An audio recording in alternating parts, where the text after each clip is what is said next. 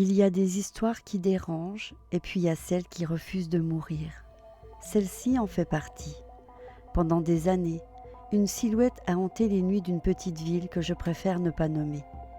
Une présence invisible, insaisissable et pourtant bien réelle. On l'appelait l'homme sans visage. Personne ne sait qui il était, mais tout le monde connaissait sa signature.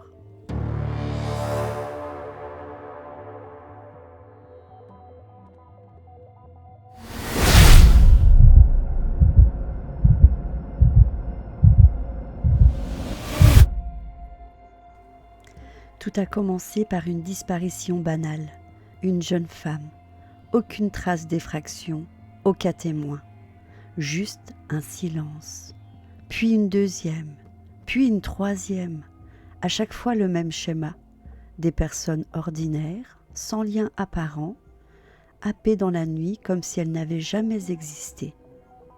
La police parlait de coïncidence. Moi, j'ai tout de suite senti que quelque chose n'allait pas.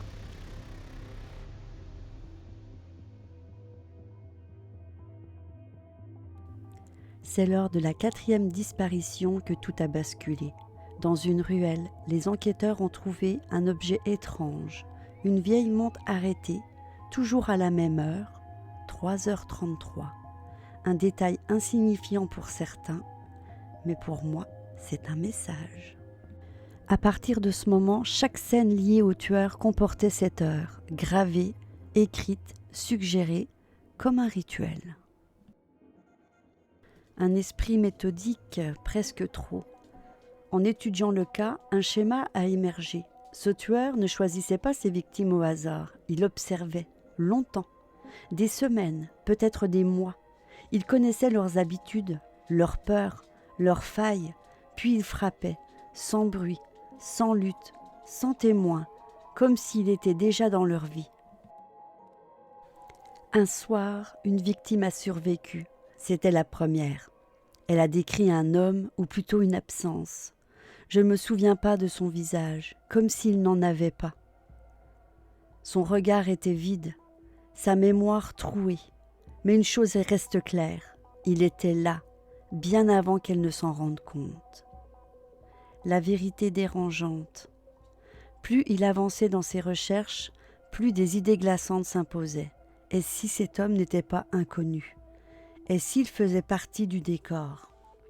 Un voisin, un collègue, quelqu'un que l'on croise sans jamais le voir, l'homme sans visage. L'affaire n'a jamais été résolue. Les disparitions ont cessé, du jour au lendemain, comme si le tueur avait simplement décidé de s'arrêter ou de partir.